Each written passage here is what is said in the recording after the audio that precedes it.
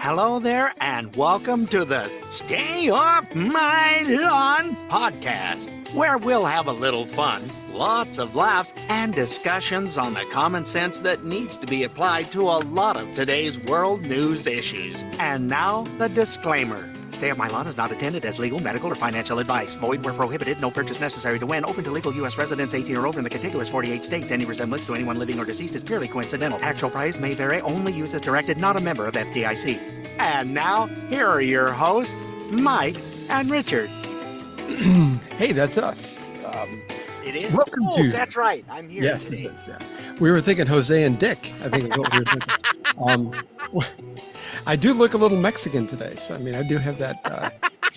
Went to a Braves game. If you're looking at this on video, I got some color at the Braves game the other day, and I'm in the sun a lot anyway, but I mean, it got me. Anyway, welcome to this week's episode of Stay Off My Lawn. It's July 21st, 2026, and this is episode 172. Oh, Lord, yes. Okay, yeah, lots of fun. You had 2 Saturday and Sunday to see Braves games. Was one a night game or not? No, both of them. Saturday was a 4:15 game, and Sunday was a 1:35 game. Ooh, that one sitting out. Yeah, that was the warm one. Yeah. Yeah. And I am here live and direct to you folks from a commercial shoot that I'll tell you about when it comes out, apparently in the spring sometime. Yeah. It's a When you're national allowed. company. A lot of you would recognize it. But at any rate, Yeah.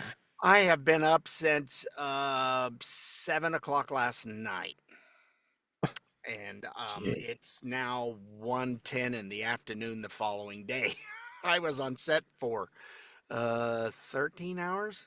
Like we joked about in the promo, it was not Planet Fitness, and he was not in the pink tutu doing the hip thrust. He was not doing any of that. So No, I just wasn't. I'm so emotional today. Anyway. Planet Fitness, $20 a month. Come see us. The commercial shoot paid quite well, so I ain't giving that up. I want to have me a nice one of them there fancy Nikoner type cameras. A good digital that's right. camera. If you have a Nikon camera, you get to take a photograph, like Paul Simon said. So Mama, don't take my Kodachrome away. But, I was thinking, it's like, Richard has got this on-camera face. I have this off-camera face. So we're both on camera today, but I mean, I never get the on-camera opportunities. I do have a fancy watch though I got for my birthday. Ooh, nice. But anyway, so Richard's got his on-camera thing going, and so that's fun. That's fun. Well, I did get a compliment from the makeup lady on my rather big stash here with the handlebars. They're not waxed. That's just the way it does, a little dip down and up. I don't know why it does that on its own. It just does, and I'm not making circles out of it. When my facial hair grew when I was 3 weeks in the hospital, I mean, it goes in all different directions. And I know even after about 4 days, it does that. And it's like, that's why I keep it trimmed so short, because it's like, it looks like I'm homeless. I mean, it looks like I'm homeless anyway, a lot of times, but I mean, but yeah, it looks really, really bad. And I really thought, it's like, if we get pulled over, they're going to think my wife picked up a vagrant. So, but anyway, let's get to lots going today. So let's get chopping here, pal. We keep telling you about these leftist policies in these cities all across the country, especially the blue cities, and especially on the West Coast. Richard sent me this report from a couple of months ago, as a matter of fact, and on what's happening in Portland specifically. So, Richard, take that away. Yeah, it's and I am someone who I used to live just outside of the Portland proper, drove through Portland all the time in a community called Beaverton. I mean, it is Oregon. What do you expect? It was I like Buc-ee's, but yeah. It was a really nice. There was a store that was in downtown Portland called Meyer and Frank, and it was across from the Portland Square where we bought a brick with our name on it, the R.J. Durrington family. It's down there still, and all these twerps are spitting on it and walking over it and whatever they're doing. We've got one down at Centennial Olympic Park in Atlanta. We bought a brick for that down there. Yeah. Yeah, it's kind of cool because our when we first moved and got our first house, there were some neighbors there, and it was close to Christmas time, and we were talking to them, and they said, "Oh, you've got to go to Myron Frank. That Santa Claus is Santa Claus. Period. No ifs, ands, or buts about it. No fake boots with the covers. Everything was legit. The beard was real. He was Santa. He was awesome." Mm. And we went every year and never worried about going to downtown Portland. It wasn't a trash heap.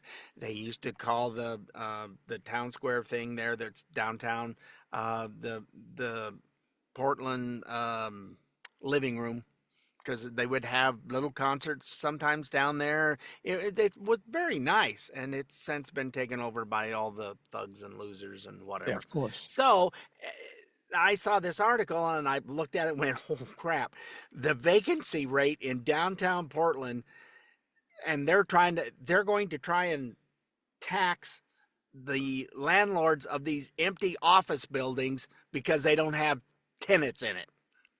Yeah. It's Well, like, what in what world does that make any sense? maybe they want them to abandon the buildings. That way they can turn them into tenement houses and I don't know. But the Whatever. government runs it. It's got to be good. Yeah, sure. So it's a mess down there. All their lefty stuff, and this is what's happening. You got a Nike factory store. This is why they're not in downtown anymore, and why people are leaving. The Nike factory store closed after 276 shoplifting events in 1 year. Crazy. It's like, are you kidding me? Gee, why would you go through that many shoplifting events and stay there? I would think 2 or 3 would be enough. But Both of the major Walmart locations in Portland closed, which is in the poor part of Portland. mm, One was off of MLK Boulevard, so that gives you an indication. And same thing, all the theft and the looting and whatever, and they just said, nope, we're not eating that anymore. mm. And when both stores closed, that's 580 people that no longer are working. REI, which has been there forever, closed a store in the Pearl District, again, not one of the best ones anymore, due to break-ins and theft. Mm. Gee, are we sensing a pattern here? There is a pattern. I'm trying to figure it out. I'm not that bright, so. And U.S. Bank, which is a big U.S. Bank tower in downtown Portland, it's a beautiful building. Big is pink not, tower. Yeah. Yep. Yep. You can see that name from just about anywhere down there by the river. It's very prominent. They're leaving. U.S. Bank is not renewing their lease in their big regional headquarters, U.S. Bank Corp Tower, after being there for 100+ years. They have been there forever. Mm. Wells Fargo says, "Ha ha, let's hitch up the wagon, boys. We're out of here." Yeah. I used to call them the stagecoach, the wagon wheel company. And Anyway, you think of Portland when you think of Wells Fargo. You think about yeah.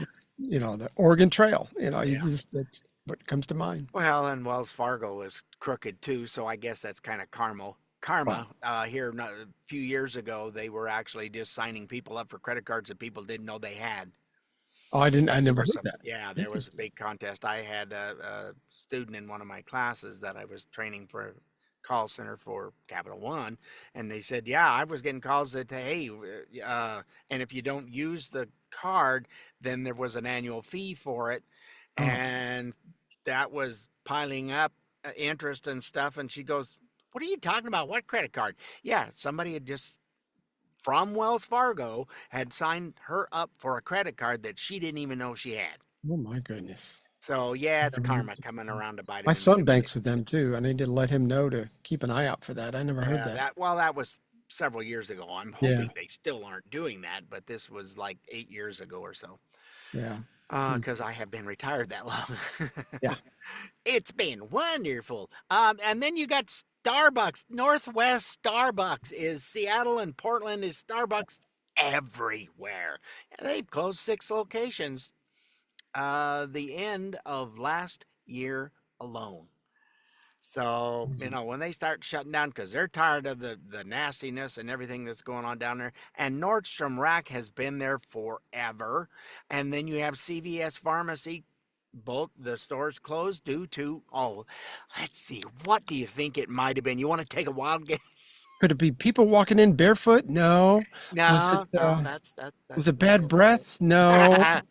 It could have been. I mean, um, was it theft? Gee, ding, ding, ding, ding, ding, shoplifting. They both said, no, we're done because of that. So they were doing the same rule, I think, for a while. I think they've since changed it, but it's a little too late. On the less than $1,000, we're not going to bother you. Well, gee, nefarious people go, ooh, what is there to get? Woo! Uh, Portland, you win. There you go. It's all you win the place for I can't even say what's in my head. I'm not supposed to say that. But Yeah, not. I've always wanted to visit the Pacific Northwest when I was younger. I mean, I wanted to visit the West Coast, the whole thing, even all the way up to Vancouver and the whole thing. I would love to see all that area because it's, it used to be, from everything I've ever read, is beautiful, absolutely beautiful. Yes. And it's If you become a get a trash. chance and you're in Portland or we're going through Portland, keep going all the way to the coast. Go to Tillamook, where Tillamook Creamery is. It is beautiful. That is still a privately owned company. They're people trying to buy it left and right, but they're Okay. not giving it up. It's owned by somewhere between 110 and 120, something like that. Farmers, small Oh, okay. dairy herd farmers, bigger ones, whatever. But I've they're seen the all family cheeses at owned. the store, Tillamook. Yes, it Yeah, is good cheese. yeah. It is some of the best, and their ice cream is just butter in your mouth. Oh Lord, it's good. Mm, mm, mm. So anyhow, yeah, Yeah. it's a shame. It's a beautiful state that these idiots are now putting a thing in the state where uh, it it they got enough dumb signatures. Of course, they probably didn't check any of them, but Of course not. that they're going to ban you cannot hunt, fish, have any of your own animals. You cannot breed your own animals. You can Tillamook would, yeah, all those cows, you treat them so. Are you kidding me? Why would you treat a cow poorly? Because if you do, you don't get much milk from them. They have the lap of luxury for a cow. Well, I mean, Anyway, they may end up moving eventually too. I mean, you just can't. I mean, I don't know. You can't move a farm, I guess, but I mean, I, I well, think their factory where they make stuff, and you can take tours of it, and you can go up and watch them working down on the factory floor, packaging and all kinds of stuff. You used to I be mean, able to see them make cheese, but they don't do it that way anymore. but it's got to be in close proximity to where the farms are. It seems like Yes, for it's all in the maintaining fresh. Tillamook County area, so it's but they don't use Pfizer um, synthetic Antibiotics. rennet that you would use to make cheese, different kinds of cheese with. Right. It's all natural stuff, so that's why their cheese has a much better flavor. It's not the Oh, I fake gotcha. crap that comes from Pfizer. So Barbara likes the Sargento yes, that's another good one. cheddar cheese, and Yeah, that's from Wisconsin, I think. I think yeah, that's something like that. yeah. But yeah, they know how to make cheese up in that area, I guess. Yep, and it's Um, beautiful there, but it rains a lot. yeah. In a related story, according to Yahoo Finance, they compiled a list of the top 10 cities people are moving out of here in the U.S. Number one on the list was L.A. Number two was San Francisco. There's a congruency there too, and I can't really come up with why. New York, Seattle, Washington D.C., Chicago, Boston, Philadelphia, Denver, and rounding out the top 10 is Detroit. All blue cities. Well, most cities are blue anyway, but I mean, people are moving out of there. I mean, Yep. It's like nope, nope, nope, nope, nope, nope. Well, Detroit's being taken over by the Muslims. They're happy yeah, to move in and just take it over because it's a dump right now, just an absolute dump. it's crazy. It's crazy. Well, and I think there's a lot of places in Philadelphia the same way. And Boston. I mean, it's just all these cities. Washington D.C. has gotten a lot better since they've gone through that cleanup, and I would imagine not too long ago Memphis would have been on this list as well. but I don't see it on this latest list. But yeah, I mean, whenever the blue policies, the Democratic policies, the higher taxes, the higher crime rates, because they've been eliminating the police force and everything. I mean, I don't see how is that sustainable? Eventually, it's going to collapse. It's not going to be today, but it might be tomorrow. Who knows? And soon, and for the rest of your life. Yeah. So far, and there's probably, and this is pure conjecture. There's probably no better time to be an illegal immigrant in California, especially if you're looking to buy your first house. Fox's William Lajeunesse explains why that might be the case. The bill just passed the state Senate, now goes back to the Assembly, where Democrats have a supermajority, and aides tell me it is likely to pass. The bill makes illegal migrants eligible for $150,000 to buy a new home. Lawmakers created the program so citizens and legal residents could afford to live here. But last week, Democrats changed the law to say this: an applicant who meets requirements for the loan assistance program shall not be disqualified solely based on the applicant's immigration status. So the program provides first-time buyers with a zero-interest loan up to 20% of the home's purchase price. So that's up to $150,000 cash up front for a down payment and closing costs. This year, this $255 million program sold out in 11 hours, requiring a lottery. 18,000 applied, 2,000 got loans. And when a home sells, the state is repaid with a small percentage of any appreciation. The bill is sponsored by a prominent Latino rights group with close ties to Vice President Harris. Who would have ever guessed? It sounds like you don't get to pay it back if you don't sell the house. That's what it sounds like to me. Yeah, whatever their immigrant status is. You're either legal or you're not. And they just they will that's another debate thing that I saw. That guy would, I forget who was going at it, but dance around and no. Why do you keep using that odd phrasing? Illegal, because what's the problem? Because it's English. You need to learn it and embrace it. And yeah. I can't say that I'm surprised that it had any ties to Kamala Harris, but I mean, why are they so bound and determined to spend good taxpayer money on illegal immigration, on illegal people who are there illegally? Why, especially in this kind of $255 million? I mean, this is why there's so much in the hole. There's programs like this. You can't afford it, and then on top of that, I thought it was California, their legislature or something was going. They passed a law that the feds coming in are not going to be allowed to do all the stuff they're doing. ICE can't do. You don't have any status when it comes to that. A whole room full of idiots. Some of you call yourself lawyers, and you pass that. And you missed the supremacy clause of the Constitution. Absolutely, 100%. Just incredible. Just incredible. John Fetterman seems to be the only Democrat that has any common sense anymore. The last reasonable voice, if you want to put it that way, of the Democratic Party. There's been talk about him going either independent or full-on Republican. And the other day he was asked, what would it take to push him over the edge? And here's what he said. These are abhorrent beliefs, communism, socialism, and now for me, what my real concern is the Democratic Party is going to put it into the platform, is an anti-Israel party, that Israel does not have the right to defend itself and to exist.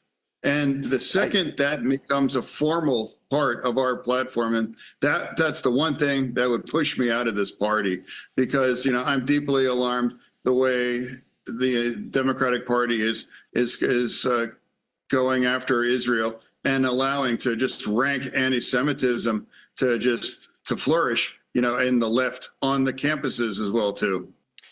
It is kind of strange. It's like the Democrats normally have been very pro-Israel for my lifetime.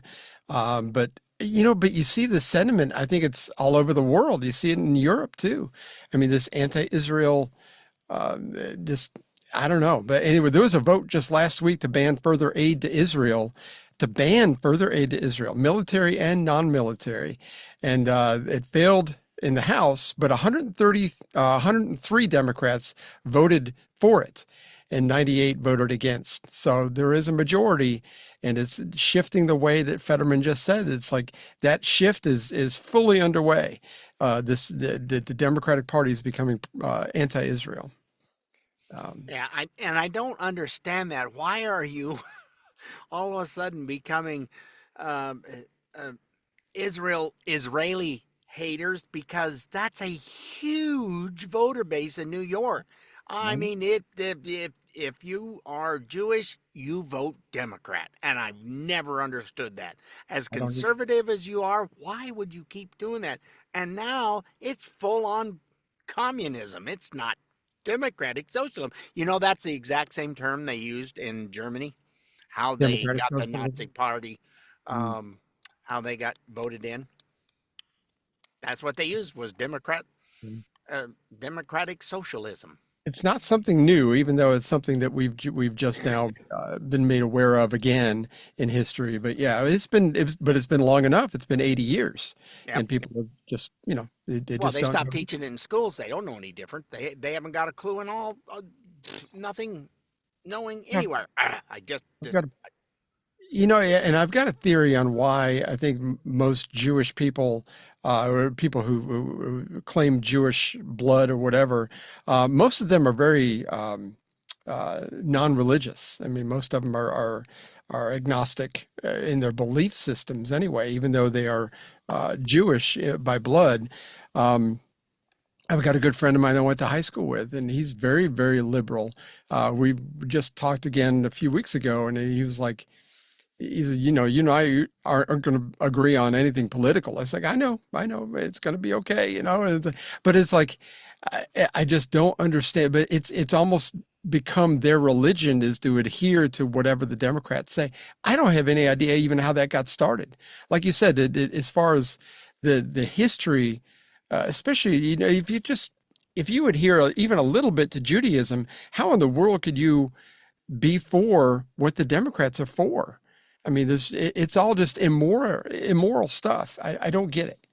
I'm as befuddled and gobsmacked as you are. It's a good word, befuddled. I feel befuddled all the time, and I'm overly befuddled today. I'm surprised I found a word in my little file drawer today. I think you're doing great. I think you're doing great. As long as you stay upright, we're going to be good. So how crazy is it to be against voter ID? I have on July 16th, this is a kind of a funny story. Olive Garden put out this statement about their never-ending pasta bowl pass. Stay with me. We're all going to tie this up in a nice bow at the end here. They said in their Twitter page, it says the never-ending pasta pass is only for use by the pass holder, whose name is printed on the pass. Passes are personalized and non-transferable. Pass holders must present a valid photo ID along with the pass at the time of ordering. So in America, even in blue states, our pasta deals are literally far more secure than our voting booths. So I mean, so if you've got a pasta pass, you better have a valid ID. Is all I'm saying. Yeah, they want to make sure it's you. And those things, I guess, when they put that out there was something like 10,000 of them, and they were gone in less than 10 minutes. It was quick. Boom, it was. Oh, I think I'm gonna check and get one of those. Oh, never mind. Nope. Yeah, never mind. It went faster than the $150,000 down payments in California. It went really fast. And contrary to popular belief, if you are born, actually give birth to a child in Olive Garden, it does not make them automatically an Italian citizen. They have to be. It's completely different. It's not like a military base. So they're not gonna get their pasta pass if they were No, this was verified with Georgia Maloney, and she said, I never even heard of that restaurant. So I mean, okay. What? It's true Italian, right? I did I ever tell you the story? My son and I went to Olive Garden. This has got to be 20 years ago. We went to Olive Garden, and the lady said something about. She goes, "Well, I have to go back and ask them if they can do that." She goes, "But I got to get somebody to kind of translate it." I go, "Translate it? They're really Italians back there?" She goes, "No, everybody's from Mexico back there." I'm like, "Oh, okay," but that's a true story. That was pretty funny. It's yeah, it's okay. The wife she likes Italian food and Chinese food, which she's not listening, so it's okay. I do owe her a Chinese dinner or 2 or 12. 2 or 12. Yeah, well, see, every time I want to go get a pizza, and we can't just order it, folks, out here in the hinterlands. Mm. Out here, and as Fred calls it, how are things out there in Hooterville? You know, where the store and all that was, because there's nothing out here. So Wasn't Hooterville? Wasn't that Petticoat Junction? Petticoat Junction. I remember those 3 girls all undressed behind that fence. When I was a kid. Yes, sir. Well, it's not the fence. They were in the water trough. Yeah, but I mean, it looked like a fence that was what I thought when I was a kid. That was a fence. They were naked. It was awesome. But yeah, anyway. Okay. Yeah. Anyway, Comrade Mamdani is, or Commie Mamdani, as we like to call him here on the show, is threatening. Mommy. Yes, Commie Mamdani has threatened to possibly arrest Israeli Prime Minister Bibi Netanyahu when he comes to the September meeting at the UN. He was asked about this, and this is what he had to say. I believe that Prime Minister Netanyahu belongs in The Hague. He's a war criminal. Whatever the law allows me to do in New York City, that's what we will do, but we won't be writing our own laws to that end. That's an active conversation with our legal department in seeing what the prospects are we have here in our municipality. I would imagine that you and I are not eligible to be on the legal department in New York City, but I can tell you don't have the authority. Yeah, you ain't got it there. He's got another problem, and I want to know when I heard this piece without seeing it really. This is the first thing I thought is, why is he doing an imitation of Dirty Harry? Well, are you feeling lucky, punk? He's been listening to Gavin Newsom. Well, if he comes here, we're going to have to take care of him. And, Here's another issue that he's got right now with a Logan Act issue, which you cannot do federal stuff on your own. And let alone what he did was he said, oh, well, his lackey, she's the one who contacted the consulate from Iran in the United Nations. Oh, contraire, mon frere. He did, and they have proof of it, and that's treason. Why are you talking to someone that we're at war with? You have no business talking to them. I don't care if they're in New York or what. Makes no difference. Yeah. You don't have the authority to do any negotiating of any kind with anyone of another nation. Period. Since when do these mayors? I mean, because you saw Karen Bass be in Ghana when the fires broke out in LA a couple of years ago. Why do these mayors go internationally? They should be here dealing with what they need to be dealing with here. It's not like the presidency or even Secretary of State where you have to go places and deal with foreign dignitaries on their property or whatever. If you're the mayor of LA or Atlanta or Seattle, you've got no reason to be anywhere else. I don't understand. And Rubio is doing a fantastic job. You can't say anything other than he's doing a fantastic job. He is. He's he's just a smart guy, and really they cannot catch him on anything. I mean, the guy is just, him and JD are both extremely smart. Very bright. Well, and these Democrats, they call him in and, oh, I've got a gotcha for you. No, you don't. It never works. Works. Because as smart as you think you are, as smart as they think they are, they're not even close. So Hey, let's take this real quick break. When we come back, we're going to hear from Dr. Oz about a new Medicare Medicaid scheme that has been going on, and they're getting to the root of it and possibly fixing it. So hang in there. We'll be right back. You know, I love the Stay Off My Lawn podcast. In fact, everyone loves it. You know why? Because they're well-informed and make me laugh. It's a winning combination, and I know all about winning combinations. Bud Light presents Real Men of Genius. Real men of genius. Today we salute you, Mr. Giant Inflatable Pink Gorilla Maker. Mr. Giant Inflatable Pink Gorilla Maker. The automotive industry's most convincing marketing tool, the giant gas-filled pink gorilla. Such a big monkey. Factory rebates, 0% financing, poppycock. Nothing sells cars like a helium-happy primate. You said it, brother. Why a gorilla? Because who'd buy a car from a dealer with a giant inflatable hamster? Not gonna buy it. So crack open an ice cold Bud Light, O king of the automotive jungle. When we say you're the greatest, we're not just blowing hot air. Mr. Giant Inflatable Pink Gorilla Maker.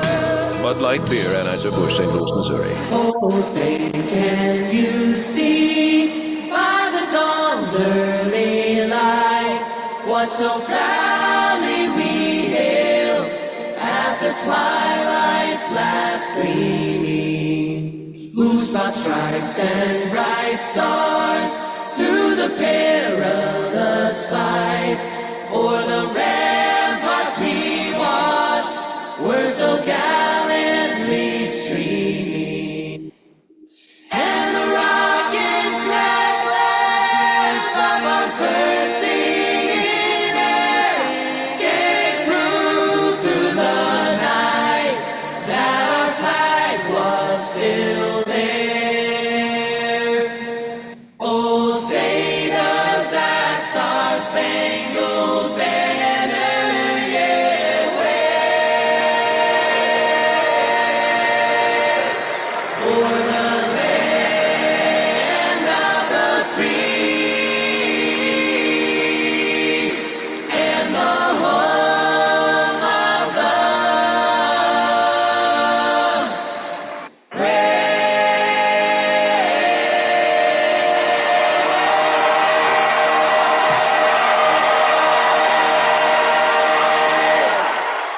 We've been trying to play one of those every week here on this show. One of those fun Star Spangled Banners, and this is from the Haygoods this week. Richard sent this to me. Yeah, and it was that just gave me goosebumps. It was so good. They did their own little bit to it with their harmony, but they didn't go wacky doodles way outside, and it was just done so beautifully. When the crowd doesn't start cheering until the very end, they were listening and really enjoyed it too. Absolutely. And I don't have it, but with the Sunday game that when we saw the Braves, they have this tenor from the Atlanta Symphony Orchestra, I think it is, and he sang the Star Spangled Banner before, but he sang America the Beautiful at the seventh inning stretch, and it was absolutely fantastic. I'm gonna see if I can find that for next week, but the guy's incredible. It's just absolutely incredible. When somebody can sing and they do it from the heart, you can really tell when somebody's just singing for the fact of singing as opposed to he felt every word of this, and it just gives you goosebumps. It really does. At one of the College of Idaho, which is a little small private school here in Idaho. That's from our house. It takes less than 20 minutes to get there. And we go support the football team, and I think they finished in 4th place. They lost to the team that won the NAIA tournament playing. So they played around the country and then kept going and kept going. They were one game away from playing in the finals. So, but anyhow, we support them, and they have someone come out and sing. And last year they had this gal. It's like, well, I'm sure glad you got here at the last minute and didn't feel like she had like these big baggy stovepipe pants on. tank top, and she had the nose ring, all that. It's like, oh boy, this ought to be good. She had a phenomenal voice, but she went out because somebody said, yeah, you need to do this. Okay, I'll sing the national anthem, whatever. And she sang it very, very well. And then it's like, I'm done for the day. Wow. It's like, what is wrong with you? You are very good, young lady. So, and then we've had some others at that little small school that sang, and you go, okay, glad you got out the glee club. They are not very gleeful. And I can deal with somebody being off pitch or whatever here and there if they're doing it from the heart. I mean, Right. that makes a difference to me. Yeah. Yeah. Anyway, So yeah, we both enjoy that. I don't mind. The wife at the game, she goes, "Were you singing that?" I said, "Yes, I do every time when it's on. I sing along, man." I have a terrible singing voice, so I just mouth the words. So I mean, Not so good. Yeah. And if you heard it, I am sorry. It seems like every time we turn around, there's a new Medicare, Medicaid scheme. Dr. Oz, who is the administrator of the Centers for Medicare and Medicaid Services, explains how this one works. In South Florida, where I am now, there are twice as many durable medical equipment suppliers as McDonald's. Twice. What's going on? Many of these businesses aren't even real. They're what insiders call bust outs. No inventory, no storefronts, no patient's help. Instead, they steal Medicare beneficiary numbers from our seniors and build for equipment like hospital beds, wheelchairs, and oxygen tanks that are never shipped. By the time Medicare figures out the scam, millions of dollars go out the door, and fast. Transferred overseas before anybody can stop it. Now here's the uncomfortable truth. It's often easier to open one of these sham durable medical equipment companies than a bank account. That's why working with banks is critical to suffocating this scam. And they need to all get on board fast. Follow the money, and you'll stop the fraud. So under the Vice President's leadership, the White House Fraud Task Force took action by imposing a national moratorium on new durable medical equipment suppliers, giving our CMS team this space to hunt down and crush this corruption. Because every dollar stolen is a dollar taken from a senior who actually needs care. And if they steal our money, they will steal our health. And this administration is not letting that happen on our watch. And, this durable medical equipment, I'd never really heard that term before this, but I mean, and supposedly, and I don't know if we mentioned this at the beginning of the show or in the promo, but the Trump administration has cut off funding for Medicaid and Medicare to Minnesota and California until they get some of that fraud straightened out too. And I think since that announcement, I believe he's added Ohio and Washington. Is it? Okay. At least Ohio, Washington, I'm trying to, it seems like it was mentioned, but I'm not going to swear to that one. I'd only read about it this morning, and the two that I saw was Minnesota and California. So. Well, because they've got those kinds of communities there doing the same community gets passed around quite quickly when you're crooked as a dog's hind leg, and you have no problem being crooked. No. As a matter of fact, that's how you make your living, is being crooked. So, anyway. Yeah. There's a new candidate for Senate up in Maine. Have you seen this person? His name. I can't even talk about it without cracking up. His name is Ashley Webb. Ashley. Put it this way: if you're watching this on video, which I highly suggest, if you're, in spite of seeing my face, if you're watching this on video, this is going to be an absolute treat for you. So let me share screen, and we will get this played for you because you're going to like this a lot. Ashley Webb, what qualifications do you have to serve in the U.S. Senate?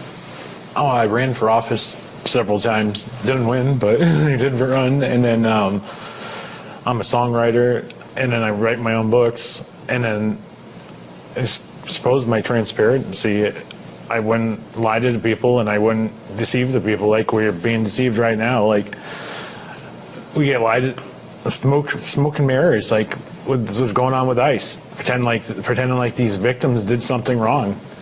Like, that's unacceptable. And I suppose the biggest thing is, like, I'm just an angry citizen now, and if I got elected, I'd be an angry senator, and I think that would probably be their worst nightmare. Seems like the anger would be something else. I mean, I don't know, but it seems like if deception is the thing that you don't want to do, what you're in a dress and you're a guy. The deception runs strong in this one. What was that? Our friend Marty from St. Louis sent us, and I actually posted it. Now I'm trying to remember what it was. If Meatloaf and somebody else had a baby. That's what it was. Stephen Stills, is it? Or Neil Young. Meatloaf and Neil Young. That's who it was. Yeah. I was going, wait a minute. It's Crosby, Stills, Nash, and Young, and it's I think Yeah, it's Young, yeah. It was, you were in the right group. It was just a different. the wrong guy. Neil Young has the mutton chops. If it wasn't for the mutton chops, it'd be perfect. But yeah, I mean, this guy, she is running for Senate, so it needs your vote. Get out and vote, I guess. Anyway, that was to deceive you. What do you call what you're doing now? Last time I seem to have checked, those people that are going and dating and thinking they're dating a female and it's not, they're usually not real happy. That's a deceivable moment, you know? You know, I've talked to several people about that. I would not be a young single person today for nothing, because some people, unlike this guy, really sell it better, than some of the others. I mean, I've seen pictures of some that were, I don't even remember the context, but I'm thinking, that's a guy, really?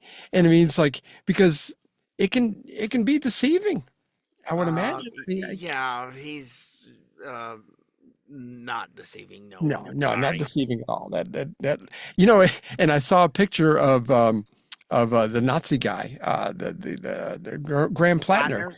If they shaved his mustache and all the facial hair off and put a wig on him, it might be the same guy. I think it's possible. They've been seen together in the same room. They've never been in the same room together. That's right. Like you and Batman. It's never been seen in the same room together. Oh God, that was fun though. I like that. That blew up the internet this week. If you haven't been online, it was. Everybody's been talking. Everywhere. It was everywhere. Representative Mary Miller, who obviously, up until this week, I have never heard of her, but she's from Illinois. She's a congresswoman from Illinois, and she had some questions for the chancellor of UCSF, which is, for you kids at home, is University of California, San Francisco. It's the medical school, and she was asking them questions in front of Congress the other day, and here's how that went. UCSF's classroom guide titled Framework for Gender and Sex Concepts in Teaching advises against using the term pregnant women. Instead, it says to use pregnant people. Who are pregnant people compared to pregnant women? Just curious. So that is a part of a curriculum to help our students who are facing a wide diversity of patients. Of course, the vast majority of pregnancies are in women, and I have absolutely no problem with using the word pregnant women. I use it myself. Has a non-biological woman ever had a baby? A transgender person can. That's not a biological woman. Has a non-biological woman ever had a baby? I would reiterate, it's ridiculous. We take care of transgender patients. She lost her patience with him. I love it. I would have too. They were just, are you referring to this? Are you and well, da da da da da da da da da da. They're just tap dancing away and saying nothing. Gene Kelly had nothing on these people. But and she also had the question for a dean from UCLA also, and it went similarly. Here we go. Can someone have a uterus but not be a woman? Because it seems like your school is promoting that ridiculous idea. I think, again, as Dr. Hoggood has described, we're treating transgender people, but we're doing that in compliance with state and federal law. And you do teach biology? Yes, we do. I'm going to ask you again, can someone have a uterus and not be a woman? Just say yes or no. Can they? Again, I would need that's gentle lady. That's what your medical school is promoting. Oh, my goodness gracious. Let the dancing commence. Yes, that was Well, I don't. Well, that's not what. The question you asked. Really, it's not that hard of a question. I don't have a big, huge, fancy degree, and I can answer it. yeah. When you're so married to your political crazy ideas that maybe they're afraid of losing their job by saying anything to the contrary, they're saying anything that makes common sense. Why are people so afraid to call everything out? I mean, this is why people like Joe Rogan and Bill Maher and so many of them are like going, this has gotten too crazy for me. Yeah, Bill Maher says my vote is in play because I'm not voting for these nutbags, and I'm not voting for communism. I'm just flat not doing it, and that's kind of why we're here. We're going to root against it every stinking chance we get. Absolutely. But come on, man, really? They just the common sense. I don't care what your degree is. If you can't answer that and you teach medical stuff, you need to have your license revoked. Again, it's like you and I've said many times, just because you have a degree or even a doctorate, apparently, it doesn't mean that you're smart. It just means that you've somehow bought into an ideology. Yes, I refer to them as educated idiots. Yeah. Yeah. I can remember to regurgitate it on a test, and when the test is over, it's the church of lab coats and books. I mean, if somebody wrote it in a book, yep. Go ahead. Somebody wrote it in a book, or if somebody in a lab coat tells you something, then that's gospel. I mean, it is like a religion. I just can't. Well, and I think you're right in saying that they're afraid of losing their jobs because that's what it's predicated on. We're in California. This is the way we have to believe. Otherwise, we're not going to continue to be gainfully employed. It's the same thing with scientists and their little fakey doo-doo climate warming agenda garbage it's as fake as the day is long. Sure. It's not warming. We're lower than it was in the 1930s, was hotter than it is now. Way hotter. But but everybody's got such short memories and they don't do any research. They just believe a guy in a lab coat or what somebody wrote in a book. Again, we saw this with COVID the same way. So just what you're saying with climate. And I bring this up all the time ad nauseum. I'm so sorry, but it is such a perfect example of people afraid to lose their jobs. So they were pro-vaccine, pro-social distancing, whatever was stay at home and lose your job and whatever, but it's like they had to buy into an ideology that was proposed by Fauci and all of his ilk. And you had to sign on to it or you weren't going to get papers published. You weren't going to get, your tenure at your university was going to be revoked. I mean, your department wouldn't get its funding, blah, blah, blah. Oh, I know. I saw something funny the other day. This whole explosive diarrhea lettuce, the whole thing. It was a gain of function Taco Bell lab in California, even though Fauci said it actually came from a bat in San Jose. But anyway, it was San Jose wet market. That's what it was. But yeah, it's just it's gotten so crazy, and you just. And you and I have it easy maybe because we don't have to worry about a job that we're going to lose, or we don't have to worry about all that stuff. But even if I did, I would have such a hard time just giving up my what I know to be true and saying something the opposite just for my self-preservation. I don't know. I don't know if I could. My integrity doesn't allow for that. It's like, no, I'm sorry, just ain't happening. It's not for sale. It's just not for sale. Nope. We need a palate cleanser, and please, so yes, we are clipping. This is rare for us. I know. We're clipping through it. Yay! I can get this video made, and then I was going to say I'm working on getting you some shut eye, my friend. This is another story of Americana from our West Texas Army vet friend, Pappy G. In 1863, America made a decision that most people thought was either visionary or insane. We were going to build a railroad across an entire continent. No one had ever done anything like it. The Rocky Mountains stood in the way. The Sierra Nevada stood in the way. 1,000 miles of open prairie, brutal desert, and uncharted wilderness stood in the way. The Civil War was still raging. The country was bleeding. And yet, somebody looked at a map of this vast, untamed land and said, we're going to connect it, all of it, rail to rail, spike by spike, from one ocean to the other. Two companies took the challenge. The Union Pacific pushed west from Omaha, the Central Pacific pushed east from Sacramento, and the men who built it, the men who actually swung the hammers, laid the ties, and blasted through mountains, were among the most remarkable workforces ever assembled in American history. Irish immigrants, many of them fresh off the boat, graded and laid track across the Great Plains through punishing heat and bitter cold. Men who had crossed one ocean looking for a better life and ended up helping connect another. Chinese laborers, over 10,000 strong, took on the Sierra Nevada, armed with hand tools, black powder. They drilled through solid granite, sometimes only an inch at a time.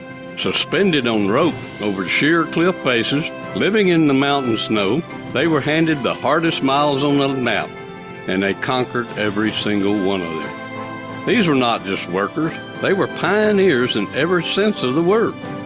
Men who had everything stacked against them and built something that would stand forever anyway. Both crews raced toward each other for 6 years. And on May 10, 1869, they met at Promontory Summit in Utah Territory. A golden spike was driven in a laurel wood tie to mark the joining of two lines. The telegraph carried the signal to both coasts simultaneously. The word "done" tapped out in Morse code, and the entire country erupted. Church bells rang in Philadelphia. 100-gun salute fired in New York. In San Francisco, the celebration lasted for days. A continent had become a country. Two oceans finally connected, not by geography, but by the grit of men who refused to quit. Happy 250th America, built by many hands. Did he say No, what it was I was going to look called? up how many people died during that, They because I pushed bet you of people. a lot of lives were given for that. Do you remember what they called where the two pieces came together? What he just said? Did he say Promontory Point? You know, I it was don't in remember Utah. hearing- That's all I remember. Yeah, it's called Promontory. I don't know if I'm even pronouncing it right. I'm lucky I know my own name. Anywho, and that's where they drove the golden spike. Interesting. Yeah, have you seen that? Been where it's a plaque. The golden spike is long gone. It's in a museum somewhere. Yeah, In I fact, didn't know if it was. I think it was pulled about as soon as it was put in the ground. Okay, they drove the golden spike. Hey, get that thing out of there and go put it in a museum or wherever. I don't remember what the deal was, but yeah, it's not far from me. So. Oh, okay. I just looked it up. 1,000 to 1,200 Chinese workers were estimated to have died while building this railroad, but that was from the going through the Sierra Nevadas. I wonder what it was on the eastern side, because that was supposedly by the Irish immigrants, is what he said. So it doesn't say here on the what I just looked up. So interesting. Yeah, a lot of, whenever anything big happens, people give their lives, and it's all for the betterment of others, and that's true patriotism. These people came to America, the Chinese and the Irish, and they were Americans first, and they did all this for us. So it's fantastic. So. Yeah, the golden spike was a ceremonial 17.6 karat gold. So, I mean, it was exceedingly soft. Yeah. Metal, and National Historic Site at Promontory Point in Box Elder County, northern Utah, which is near Salt Lake City, the Great Salt Lake. And for me to get there is about maybe 8 hours, if that. Oh, okay. That's not it's too very far. far away. Yeah. Is that Spike in the Smithsonian now, or? I don't remember how until I'm here. You'd think it would tell me. Since I did use this fancy internet thing that's been recently invented by Al Gordon, I think. It's on display at the Cantor Arts Museum at Stanford. Yeah, I knew it was in a museum. I just didn't remember where. Sorry. Interesting. I'm amazed that I pulled that out of my today. I know, and you never got up. I mean, that's just that's amazing to me. It's like you're from Seattle or something. Anyway, we hope you were somewhat informed and had fun like we did. Don't forget you can find us on iTunes, Spotify, iHeart, Amazon Smart Speaker, Rumble, or wherever you get podcasts. Plus, you can email us at soml@duck.com or call us at 706-383-9003 as it is below us. Those numbers, I put those on there for us. I figured out how to do that, and I paste them there every single week. So, appreciate that, sir, very much. Yeah, we like to do things the right way. We'd love to hear from some of you, and if it's just too difficult to figure out, I heard a lady talking about that today on set when we were in one of our mini breaks. It was a lot of hurry up and wait. Oh Lord, that was painful. But how do you do this podcast thing? How do you listen to? Oh, jeez. We're old and we know how to get them. I got that friend in California said he won't listen to podcasts because he's afraid it's going to steal his credit card information. I'm like, okay. Okay. Must not have been taking his vitamins lately. Something's missing. Yeah. So if it's too difficult, just go to our good old website of stayoffmylawn.us for all our past and present episodes. And we'll see you next week, folks. Toodles, and thanks again for everybody that's telling a friend. We are in a growth mode that is just makes us giggle to start every week when we're doing the show. So keep it up. Keep telling your friends. And the countries are still at 130, which we're just so pleased that we're in 2/3 of the countries of the world. So thanks for listening. We appreciate y'all. Very humbling. Thank you. We'll see you next week, folks. Ta-ta. Well, we had fun and hope you did too. The opinions heard here today are not those of anyone other than Mike and Richard. If it made you laugh or go, or even, then we've done our job. Sort of. Well, mostly anyway. And if we made you think about things in a common sense manner, we welcome you to the club. And if it didn't, then just stay off my lawn. See you next time.